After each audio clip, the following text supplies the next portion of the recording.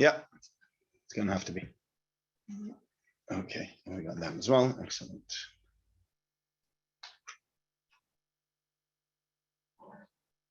Okay. Good evening, ladies. Those are here in person and those on Zoom. Thank you for joining. Appreciate you coming out. I will make a, you don't start a speech with making a confession, but I'm going to make a confession anyway. So this morning, I prepared my shir and I got ready to give the shir, and I stood up to give the shir tonight, only to realize and to recognize that the shir that I normally give on Wednesday nights is not to be given tonight. So I prepared an entire shir tonight, and I was standing in Shomer Adas about 10-15 minutes ago, ready to give my shir, when my phone flashes and it says, Jules. And I thought to myself, goodness gracious, I always make myself two reminders. One the night before to remind me to prepare the shir on the day, and one on the day to remind me to go to the shir. But for some reason, I forgot to make myself a reminder yesterday. And Mrs. Wolfson called me on Friday. I said, yes, of course I'm there. Right? Anyway, so when Mrs. Wolfson, when I now checked my phone, I said, goodness gracious, I looked up at all the people in Shomer Adas, and I said to them, I said, I'm really, really sorry, but I was meant to give a shir tonight, and I'm still meant to give a shir tonight, but it's not meant to be to you, and I was meant to cancel it last week, and I didn't. And I'm sorry I'm sitting with you here, and I now need to prepare a shir. They said, well, when's your shir? I said, in 10 minutes. I said, in 10 minutes. I said, yeah, but, I must tell you that you must have a tremendous chus because HaKadosh Baruch Hu didn't let me down. He's yet to have let me down. And, Baruch Hashem, I always say that to my wife. She says, should I give a shir? Should I not give a shir? I said, look, if you decide to say something, the Rebbe never lets you down. So I feel that the Rebbe never let us down, has not let me down yet. And I'd like to speak tonight about an inyan in the Parsha, and then we're going to make our way to the topic about Shabbos, as well as Mrs. Wolfson mentioned before. So I'd like to try to feel over here. So I'm going to use my phone just to get around the Chumash. There's a modern way of doing things. It's not as nice. I prefer real farm, but at the moment we're just going to have to work with what I have. So in this, it's all right. We'll work with it, Mrs. Bunnan. Should we just take a regular Chumash? Okay, you know what? I'll just work with what I have over here. Okay. In this week's Pasha, we have a lot of different things that come together, but I think there is really a common theme, a common thread that goes through all of the different Pashas. So let's start. We are in Pashas Sulcus here in Chutz La'aretz. So let's start with Pashas Sulcus and go through it literally step by step to see what the common theme and the common thread is over here, and how we can learn something for it for Shabbos as well. So we start with the following. You have the Para Aduma. Hashem speaks to Moshe and Aaron, saying, this is the decree of the Torah, which Hashem says, speak to the Jewish people. They take for themselves Para Aduma to Mima. You take an entirely red heifer, and then what you do with that heifer is you shecht it and you burn it, and then you take the ashes from it, and the ashes get sprinkled on a person who has come into contact with somebody that is tamei, with somebody that is ritually impure, and with that, that person becomes tahar again, and the kohen becomes tamei from it. A very interesting thing we have over here with this Para Aduma. The Para Aduma has actually a dual, there's an idea over here that can be used in one of two ways. The reason we use the para, why do we have the para? So in Rashi, I don't know if it's over here. I don't remember it being over here, but definitely in Rashi, sorry, wrong one.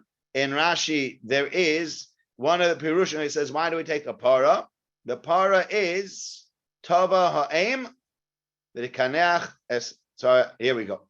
Para Aduma, Moshel Even Shifcha. You have a Moshel of the child of a Shifcha, of a maidservant. Shetina Paltin Shamelech. And unfortunately, the child made a mess. Omru, they said, Tova Imo to Kaneach Chatzayah. The mother has to come and clean up the mess. They're going to get the servants to come. You have the maidservant. The child and the maidservant came to work. Child made a mess. You got to fix. Kach Tova Para. The cow should come with the Chaper ala Egel, and it should forgive Klal Yisrael for the Egel. Give Klal Yisrael for the Egel Hazov, which they met. And when you go back to the Egel Hazov, this golden calf really was the outcome of bad speech, the outcome of lack of patience, but also the Jewish people started getting antsy and they started saying, why did we leave Egypt? And where's Moshe gone? And we don't know what's happened. And Chur says, hey guys, calm down, chill out. Moshe Rabbeinu is going to come very soon. And then what happens? They kill him. And they come to Aaron HaKohen, and they said to Aaron, and Aaron says, let's try something. And he tries to push them off, and he tries to postpone them, and it doesn't work. But it starts off with this pandemonium. It starts off with this feeling of like, hey, we don't know where Moshe Rabbeinu is gone. And so therefore we say, Tova ha'ein b'tikaneach tzaz v'no, that the Parah Aduma come and forgive for the Avera that we did, the Avera that happened because of the speaking badly about Moshe Rabbeinu. We started with a negative attitude towards Moshe Rabbeinu. We spoke badly about Moshe Rabbeinu, which then developed into the Jewish people creating the golden calf, which then developed into the Jewish people needing this Parah Aduma in order for the Jewish people to be able to get out of this. And not only that, there's another point to be said over here, and that is Zos Sulcus Atar. There's a chok that's going on over here. One of the things that is not fathomable about the Parah Aduma is the following. One of the things people don't understand is you have a paradox over here.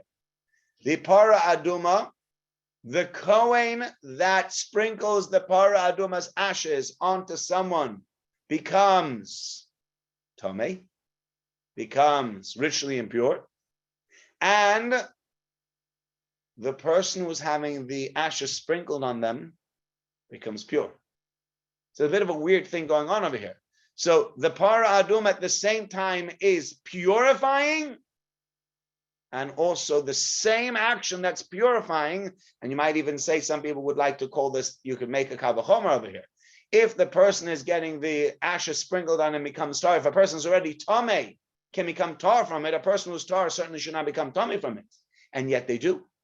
And the Sotna Nomas Olam, everybody says, this doesn't make any sense. And part of it is, yeah, you know what? Klal Yisrael got this mitzvah to make up for the fact that they spoke about Moshe Rabbeinu. They said, we've counted 40 days and Moshe Rabbeinu's not back. He must have died and it doesn't make any sense. And let's find another way of doing this. And we need to make for ourselves another leader, etc., etc. Even though it didn't make any sense, the Jewish people should have held on anyway and should have said, it doesn't matter. Let's wait for Moshe Rabbeinu. Maybe wait another day. Instead, they said, it doesn't make any sense. Let's revamp the whole system. HaKadosh Baruch Hu says, you know what? You spoke badly about Moshe Rabbeinu, and you tried to revamp the system and say, let's do something that makes sense. I'm going to now give you, because of that, a mitzvah that makes no sense to us, to forgive us for the fact that we spoke so badly about Moshe Rabbeinu, and that we said things that make sense and spoke back about HaKadosh Baruch Hu. So that's the first Pasha. That's the Pasha of Parah Aduma. But then from the Pasha of Parah Aduma, we move into the next thing. And the next thing after the Pasha of Parah Aduma you have over here is when we start to speak about the hitting of the rock. And you get Bnei Yisrael comes to Midbar Tzin, and Miriam dies there. And there wasn't any water for the people to drink. Vayikalu al Moshe al Aaron, and they gather up on Moshe and Aaron. And then they say to Moshe Rabbeinu, and here's the thing. What should have they said to Moshe Rabbeinu? We need water. Do you know what they say to Moshe Rabbeinu? We wish we would have died the way our brothers died. At least they died and they had an easy death. We're going to die of thirst. A horrible death. What are you doing to us? Why did you bring the nation of Shem into this desert that us and our flock are going to die here? Look, listen to what they're saying. We take one step further, and you took us out of Egypt also. You bring us to this terrible place. Not a place of planting, and there's no figs, there's no grapes, there's no pomegranates. You know what that sounds like? Sounds like a bit of a rant. You ever had one of those rants? Somebody has done something very small wrong to you, but you've had a bad day, and the volcano goes boom, and everything comes out, and things come out from 6 months ago, from a year ago, from 5 years ago, and you start giving the person a piece of your mind and you really let them have it from today till tomorrow, what's it their fault?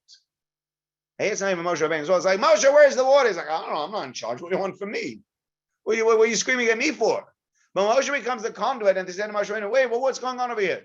You took us out of Egypt. You brought us to this desert. There's nothing to eat. There's nothing to drink. We can't plant anything. All right. You know what's going on. We wish we would have died. Yeah, it's pretty intense.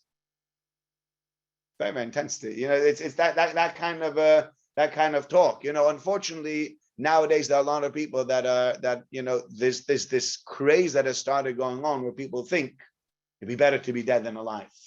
And unfortunately, there are many young people that have either taken their lives or tried to take their lives. And I had a parent who came to see me about it recently, and they were telling me about their daughter. And the daughter did something very, very stupid and took an overdose of a certain pill. Baruch Hashem, she told the parents, they ran to the hospital, they sorted it out. But the triage nurse said to her, you know what you did? She goes, yes. Were you trying to take your life? She said, yes. So she says, do you regret that? No. People talking like that, it's painful. It's painful to hear people even say that. And here Klal Yisrael is veluga. We wish, you know what? All our brothers that died, we wish we were like them. Halavai, we also would have died. Just like our brothers, they all died in the desert. We survived. Namach, we were the survivors. I wish we would have died with everybody else. Listen, that Klal Yisrael speaks. And then Moshe Rabbeinu comes and he says, I don't know what to do. And God says, take the stick and bring everybody all together and speak to the rock. What was Moshe Rabbeinu supposed to do? Take the same speech that they did and use it to bring forth water. And what does Moshe Rabbeinu do? What does he use his mouth for instead? Unfortunately, he comes via Kilu, Moshe Moshe now bring them together to the rock. Moshe Rabbeinu says, Shimon Hamorim, listen, you rebellious ones. What, from this rock you want me to take water out? And Rashi says the reason he got, many of Hashem say the reason he got punished is because he called them Shimon Hamorim. Moshe Rabbeinu lost his cool over here. And he hit the rock and said, speaking to the rock. He could have made a Kiddush Hashem. He could have showed them, you use speech for something so destructive. You could have used speech to build. You can use speech to give water that sustains life. Why are you telling people they're no good? Moshe Rabbeinu does the same thing, and instead he hits the rock. And unfortunately, Klal Yisrael only get the water that way. And Moshe Rabbeinu loses his chance to go into Eretz Yisrael. And then we move on to the next parasha. We start to speak about Moshe Rabbeinu wanting to go into Edom. They want to go through Edom and they want to get to the other side. They just want to go peacefully. And Vayishlach Moshe Malachim Mikodesh, Moshe Rabbeinu sends messengers from a place called Kodesh to the Melech Edom. Ko Amar Achicha Yisrael, so says your brother Israel. Atoyodata, you know it's got Hashem. It's awesome. You know everything that happened to us, and our forefathers went down into Egypt. We were there for many years. They were terrible to us, etc., etc. Can we please go through? And Edom says, Lo Savabi, no, you're not allowed to. But I saw in some of the version that Klal Yisrael was even taken to task for the fact that they said to Edom, Kol Amar Achicha Yisrael.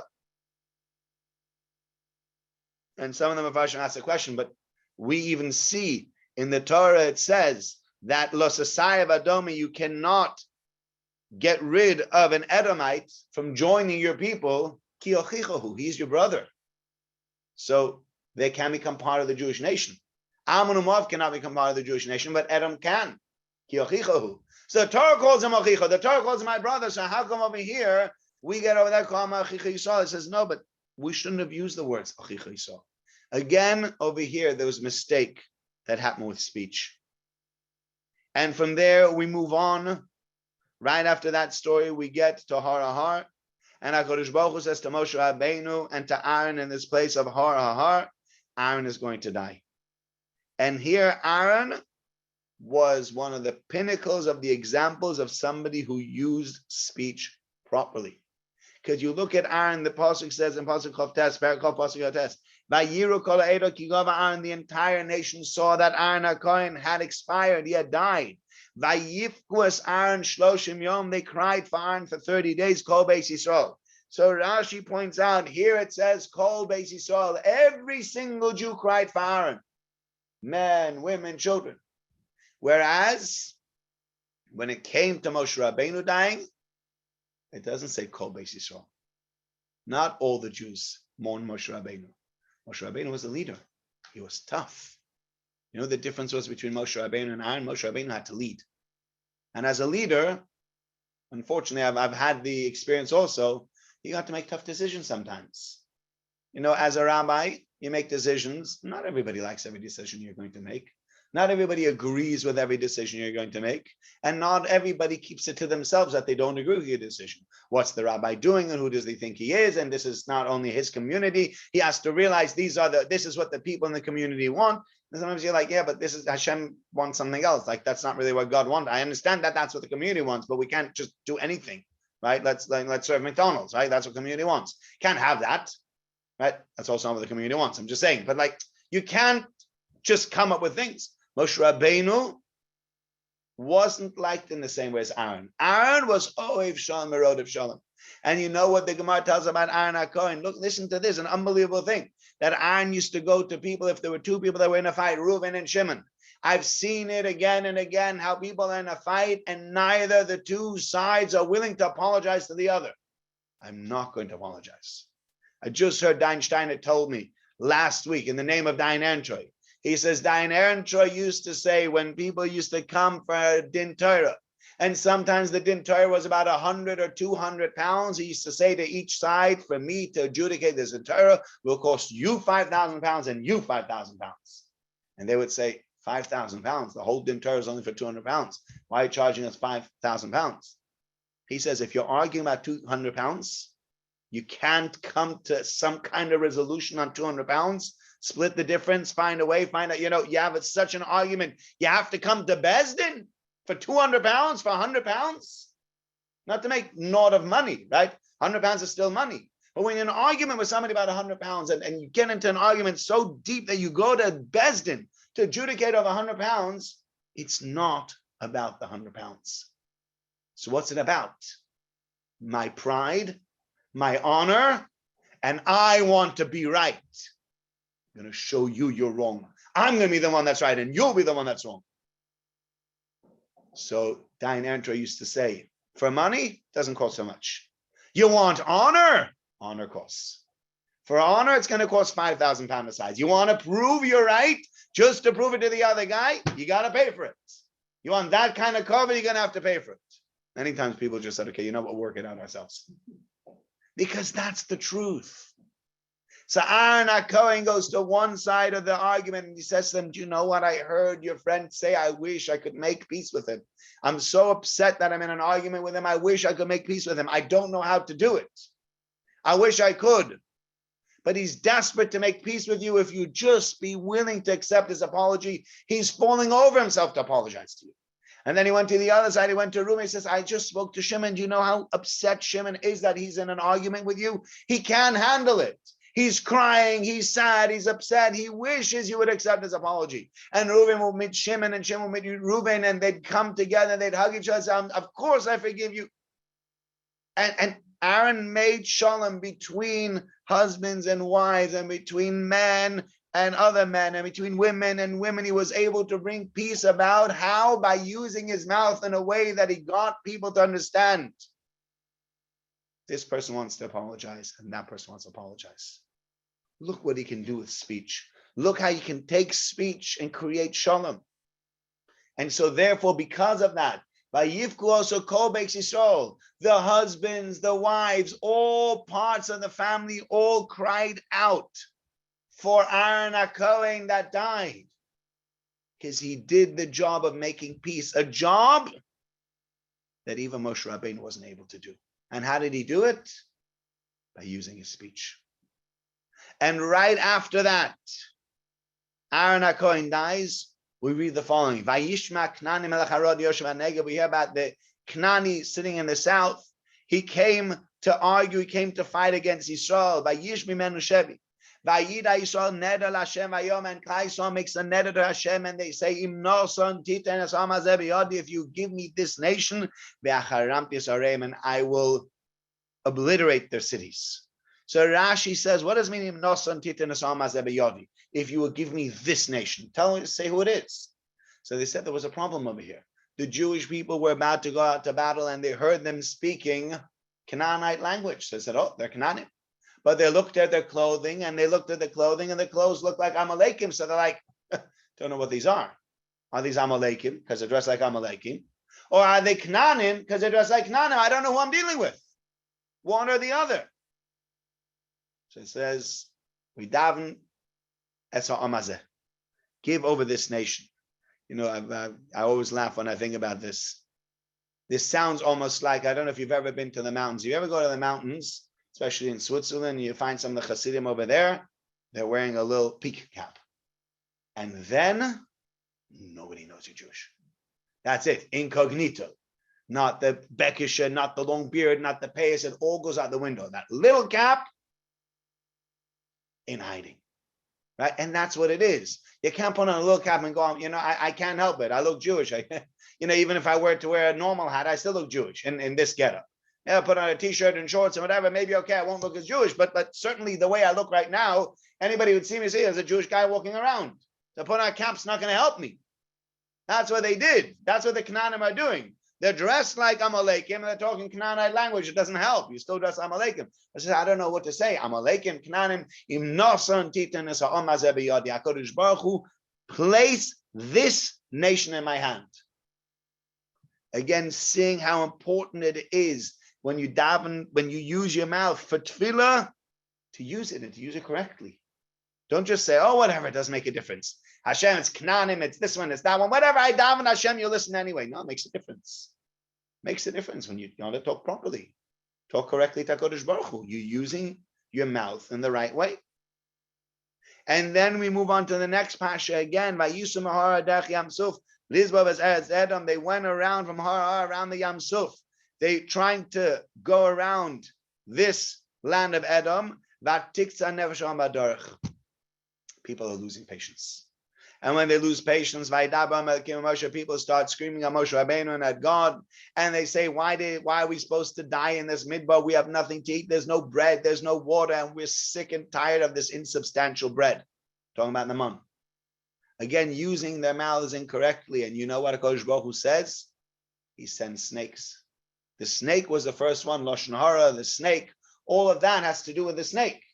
And that he creates a snake, and you have to look up at the snake. If somebody gets bitten, you have to realize you're speaking incorrectly. I was out of turn. I shouldn't have said what I said. I shouldn't have spoken the way I did. Can't do that. And from there, we move on to the next bit of the parasha, which is beautiful. Then we read about the Jewish people. They travel through different areas, and in that they sing the shir of the Be'er. What happens is that they travel through an area and they find all this blood, and like, where all this blood come from? And what happened was they were going through a valley, and there were people on both sides of the valley. They were going to attack the Jews who were going through the valley on the bottom, and HaKadosh Baruch Hu took the valleys and he merged them together into one mountain. The Jews walked over them. They didn't even realize that the Nes HaKadosh Baruch Hu had done. When HaKadosh Baruch Hu opened up those two mountains again, and they saw all these people that had been killed. Oz Yosher Yisrael Shira Azois. They sing the Shira Ali Be'er Nulo. So they're singing about that. Now they're singing praise about the Be'er. They finally come full circle. They're complaining about the water. They're complaining about the bread, etc., etc. Now they realize that HaKadosh Baruch Hu, you're doing so much good for us. We don't even know. And if you hadn't shown us what you did, we'd still be none the wiser. It's only because you showed us. So that is the shir of Klal Yisrael. And then we move on. Klal Yisrael speaks to the king of Cheshbon, and then there's a Sichon, and they get to Og. And the last bit over here, again, we speak about Al-Kain Yom Ramoshim Bo Cheshbon. Those Hamoshlim, those who are the rulers, said, let's go to Cheshbon. This is Hamoshlim B'Yitzram, those that know what the Yetzer Hara is doing. Bo Cheshbon. Come, let's make a Cheshbon HaNefesh. Let's think. Let's not just do. One of the things that we sort of set into motion all the time before thinking is our mouth. And if we were to engage our mind before we engaged our mouth, so many times we could save ourselves sorrows and issues and problems. Life could be so much easier. It could be so much better if we didn't constantly botch this up, if we didn't constantly mess this up. And it's really almost the idea over here that Moshe Rabbeinu is arguing against Og Melech HaBashan. And Og Melech HaBashan, he's afraid of Og Melech HaBashan. Why? Because Og used his mouth correctly to come and to tell Avraham Avinu that Lot had been captured. And so therefore Og had a special protection. He had a special mitzvah that he had done with his mouth to save someone. And therefore Moshe Rabbeinu had to be told, Al tira also, you don't have to be afraid of Og Melech HaBashan. Kiviyotcha nasati also, I will place him in your hands. And then you do to him like you did to Sich Melech HaMoroi. So the entire Pasha, and next week's Pasha, by the way, the Pasha of Balak, is full of discussion about proper speech and improper speech. Matov Alecha Yaakov, the curses, Bilam wanting to curse the Jewish people, everything, even all the way through to the story of Zimri. Again, improper speech over there. So you have a Pasha over here that's all about speech. And I'd like to speak a little bit about speech today. Speech is so integral to who we are. It makes us who we are. And anybody who's been following politics the last few days will know what a difference speech makes. You are lying, you're not lying, you always knew about it, you covered up. What are you doing? What are you saying? You keep on making laws, you keep on saying one thing and then saying, I didn't know, I didn't realize, I was at a work meeting. Things keep on coming out again and again and again. And unfortunately, our prime minister has been caught lying one too many times. And what people are saying is we can't have a leader of the country that we can't trust what comes out of his mouth. Remember, one of the comedians used to say, how do you know that, can't remember which, I think he said Bill Clinton, he used to say, how do you know that Bill Clinton is lying? Watch him. As soon as his lips move, you'll see that he's lying. Okay, politicians all lie. Fine. Okay, Beseder, we can accept it. Some lies are more blatant, some lies are not as blatant. We can accept it, we cannot accept it. But we're not politicians. We're normal human beings that want to live. That want to live a normal life and get the most of our life as we're living it. And in order to be able to do that, we need to realize how integral speech is to our lives. You'll find people that know how to use their mouth properly. They'll be able to make it far in life. They'll be able to do well in their relationships. They'll be able to develop relationships with their spouses, with their children, if they have, with their friends, with their parents, the people around them, even with themselves and with HaKadosh Baruch Hu. And vice versa. People that struggle with speech usually find it very, very difficult to be able to get the most out of life. If you say what comes to mind, not the best way of living. Again and again and again, you get caught out that way. So when we talk about speech being integral, it's integral an entire week long. And how much more so, how integral is it that on Shabbos, we are careful with our speech. And so in order to be able to be careful with our speech on Shabbos, the first thing that we need to do is we need to really learn what is it we can speak about on Shabbos and what should we not be speaking about on Shabbos. Because unfortunately, Shabbos has become a time to waste time, especially in a country like the UK, and especially in a place like Manchester. Why? When I tell people Shabbos goes on till 11 o'clock over here, I know people that are like horrified by the idea. I never grew up with Shabbos. If you went to Eretz Yisrael, you tell people Shabbos goes out in Eretz Yisrael, I don't know, 8:20, 8:30, 8:40. Remember, America was 9:30, Vienna, 10 o'clock. You say to people 11 o'clock, people are like, wow, what do you do till 11 o'clock? What do you do on such a long Shabbos? It's a kind of Shabbos, like for some people, it's like, yeah, you'd have early, you make Shabbos early because you want to make Shabbos at 11 o'clock. So you make Shabbos early, you have a meal, you get to bed for 10, you hibernate till the next day till 9, you go to daven, and you have your meal, you go to sleep at 2 o'clock again, you sleep for 4 or 5 hours, you wake up at 7, you have Shalosh Shudas, and you still have 2.5 hours left to Shabbos, after having slept like 17 hours at Shabbos. You're like, Now, if you know how to use Shabbos, you know that, what a waste. What a waste. Can achieve so much on a Shabbos. Learning and davening and Suda and coming close to the people that you love and spending time together with those and spending time with Hashem. It's a wonderful time. I love long Shabbos. I really do.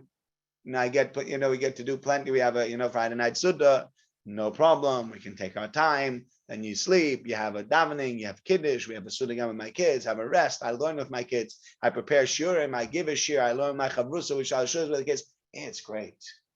It's lovely. It's wonderful. But for so many people, Shabbos becomes a day where they just engage their mouth constantly. Because you know what? We can't use our phones, and we can't listen to music, and we can't call anybody. We can't send any emails or anything, so you're stuck talking to people, because what else do you have to do? You play a game, you can read a book, you can talk to people. But when you start to talk to people, so I talk to them, and I talk to them, and I talk to them. Now, at one point or another, that all that speech takes a turn in the wrong direction. Actually, very interesting. My wife was telling me she was preparing a shiur this week. She gives a shiur on Navi. So any of you are interested, it's in Shrubberies at 10:30 on a Wednesday morning. I don't know if you aren't available, but it's a lovely shiur that she gives, and it's given in conjunction with Seed, and there are sort of 20 to 25 people that come already, so you don't have to feel like you're coming and there won't be anyone there that and all different age groups. So if available, why not? So she was preparing this shiur, and she was saying, sorry, that was a shameless advertisement, but it's not for me, so I can always advertise my wife. That's different. I wouldn't advertise myself in that way, but my wife, 100%, right? Very much recommended. So my wife said to me recently, she was listening to a fellow in America by the name of Yosef Wiener.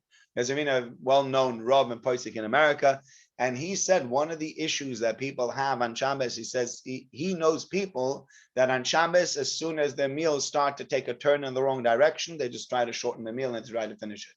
Because if you're going to have a 3 or 4 hour Shabbos meal, because you have all your friends over and you're going to talk, what are you going to speak about for 4 hours? You really going to spend 4 hours sharing Divrei Torah? Or is it going to move to politics and to business and to what we're going to be doing after Shabbos and kids and problems and I heard and Lashon Hara? And it mutates. The Shabbos Suda can mutate into something very, very terrible.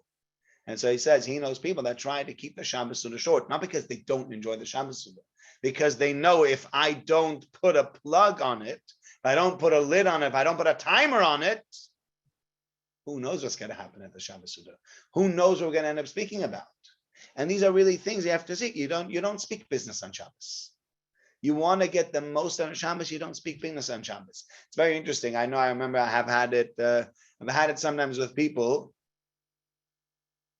They don't like, I know, especially, I know women for sure that way. Men sometimes like that, sometimes not. But I've spoken to people, I know we have a dentist here, but I've spoken to doctors about this kind of thing. And they say, we hate it when people, at Kiddush, it becomes like free for all. Now is a time to get free advice. Oh, you're a doctor. You have been having a pain over here. What is it? It's like, I didn't come to shul for this. I'm on holiday. It's Shabbos. You're not on holiday. You're a doctor. You took the Hippocratic Oath. You got to help me now. I was like, give me a call to my surgery tomorrow, whatever. You're ruining it for them. People want a holiday from their business on Shabbos. They don't want a 24/7. There are certain people used to say where they saw a certain Rav walking through Dain Wesson, used to see when he was walking through the street, people used to see me. They thought it was about Tashkis to see me on the street and not come ask me a shayla. He says, he's available now. Like, I can't get through to him on the phone. Like they used to come over. I need to ask a shayla. What? I had so many shaylas. So you're trying to dig through your mind because he's standing right here. I gotta get something out of him. Be a waste for him just to walk quietly without somebody picking his brain. Leave him alone. Nabuchadnezzar was nifta already, but I remember I used to say this. I used to call about tashkus to see him walking past. And the same is true for doctors, and it's true sometimes for Rabbanim, other things. And Shabbos is there to switch off. Stop talking about your business. Anyway, the Rosh Hashanah gives business regardless of whether you talk about it on Shabbos or you don't talk about it on Shabbos. If you talk about it on Shabbos, it's not going to show you hatzlacha. That tzlacha that you get is on Shabbos, you turn off. You say, Kodesh Baruch Hu, today I switch off from this. And I understand and I believe that even if I don't spend the time on Shabbos discussing all my ideas and all my business and then this and that with somebody else, I will still have the same hatzlacha. And if you truly believe that Rosh Hashanah gives you the same hatzlacha, he will give you the same hatzlacha. You think that hatzlacha in your business came because you discussed your business ideas on Shabbos with your friends over the Shabbos Sunnah? That's where your hatzlacha comes from? That's where you're gaining from? Politics we spoke about already. Politics has become such a dirty mess. Whether it's shul politics, whether it's national politics. Boris did say, he didn't say, Sajid Javid meant this, and Rishi Sunak meant that, and Rishi Sunak wants to become the prime minister, so he's stabbing the prime minister in the back. He isn't, this one, that one. Shabbos. It's Shabbos. Do you really want to be speaking about this chevra at your Shabbos table? Is that our Shabbos conversation? Is that how we get the most out of Shabbos? Spending the time discussing why different chevra in Whitehall decided to do what they did? That's what Shabbos was for. That's what Hashem gave us Shabbos for. We want to get the maximum. We want to get success.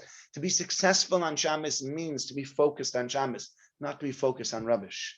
That doesn't mean we can't be involved in politics, can't know what's going on. You should know what's going on. But I find something that I realize is that you have like the media takes it and makes it spin round and round and round and round and round. And if you ever listen, like I remember I was listening for 3 years, we heard the same things about Brexit. This is what they voted for. No, this is not what they voted for.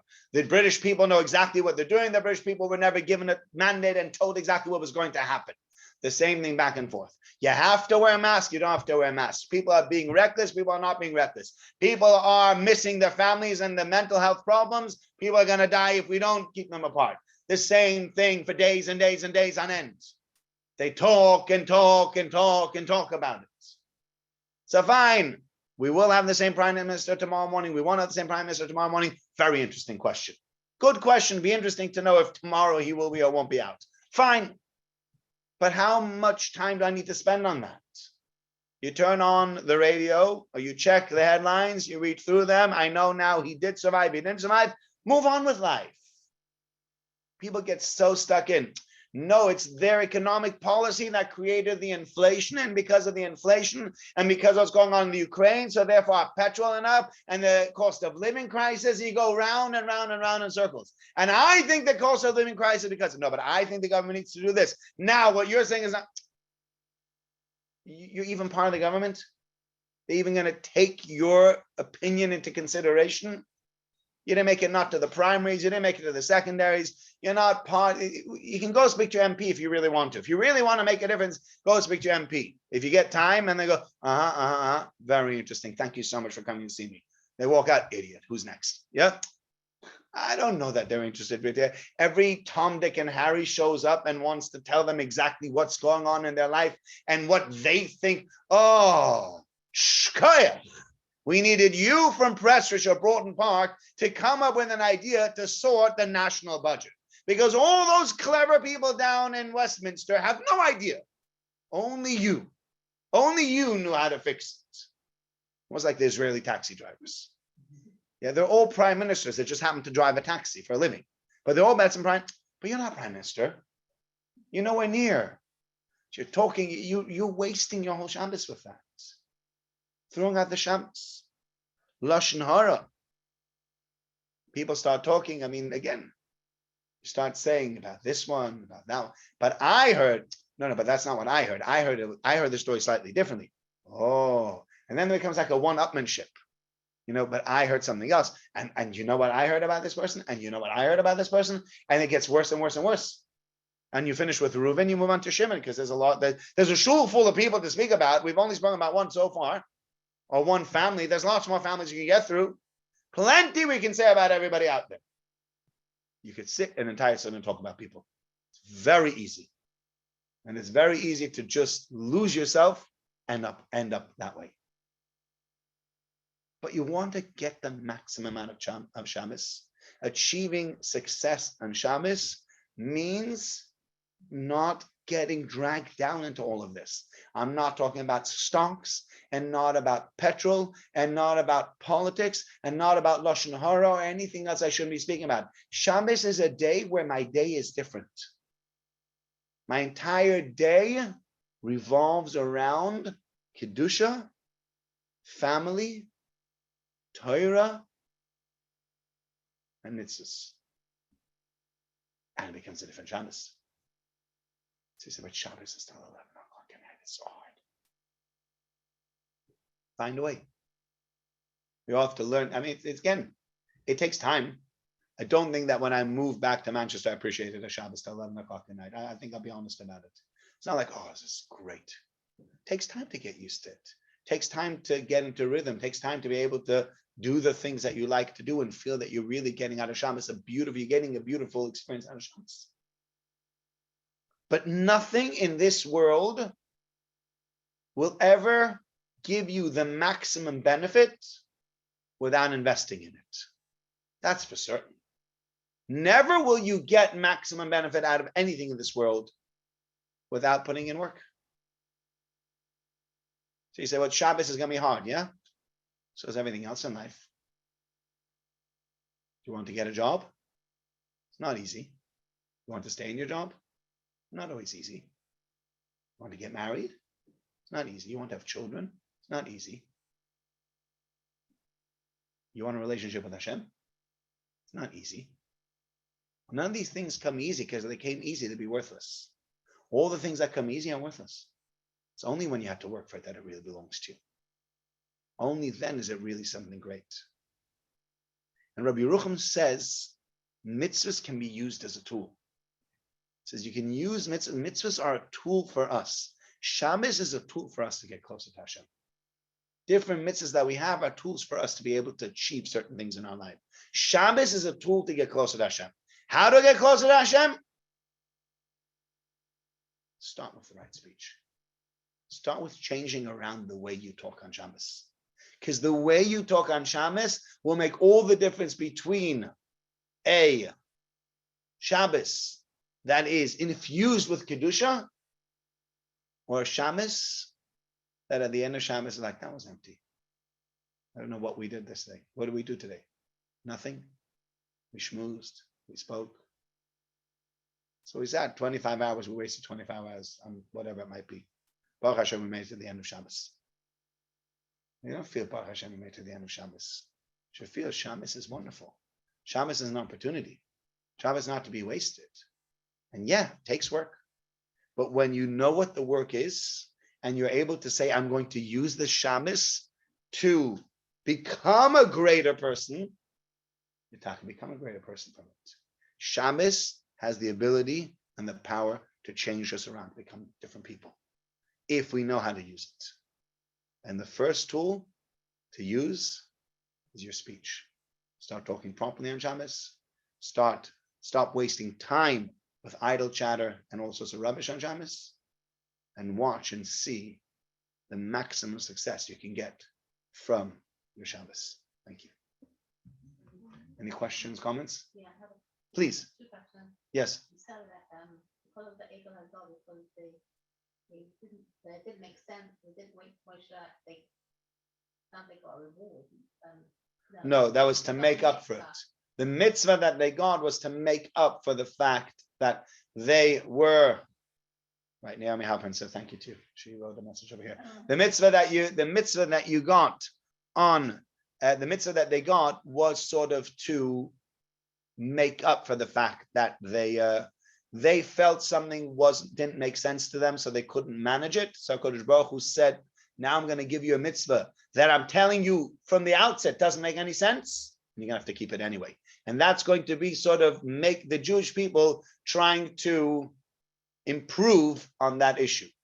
Last time they did a tremendous aver because things didn't make sense to them. So Hakadosh Baruch Hu says, now I'm going to give you a mitzvah that I also say doesn't make sense. I'm expecting you to keep that, to fix that problem that you had previously. Yeah. Mm-hmm. That he had immunity because he went to Canada when he was. Yes. But then so Moshe said that don't worry, you will still catch. So HaKadosh Baruch Hu had to calm Moshe Rabbeinu down because Moshe Rabbeinu was worried that Og would have immunity because of that. So Hashem had to say to Moshe Rabbeinu, Al tira oisod. I know you're worried because Og used his mouth properly to warn Avram Avinu that Lot had gotten captured, and so therefore you're worried that maybe Og has immunity. So HaKadosh Baruch Hu had to come to Moshe Rabbeinu and say, don't worry. Even though you think he has immunity, and even though he uses his mouth correctly, I'm still going to allow you to beat Og. But that was Moshe Rabbeinu was worried about Og because of him having used his mouth correctly, his mouth properly. Yeah. Sorry. Yes, please.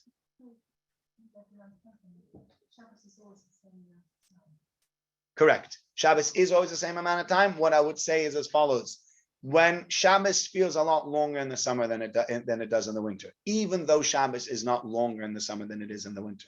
But Shabbos in the winter ends at 4:30. So it feels a very short day. Shabbos comes in at 3:30 in the afternoon or 4 o'clock in the afternoon. You come home by 5, you have your Suda by 7 or 8 o'clock. Many people by 9 o'clock are in bed already. They wake up next morning, they daven, they have the Suda, another hour or two and Shabbos is finished. So Shabbos feels, I don't know, to me, Shabbos in the winter feels a lot shorter. Unless you really make a lot out of, you get the maximum out of those long Friday nights, like from 8 till 12 o'clock at night, which many people don't. You lose 4 hours over there that people just basically go to bed.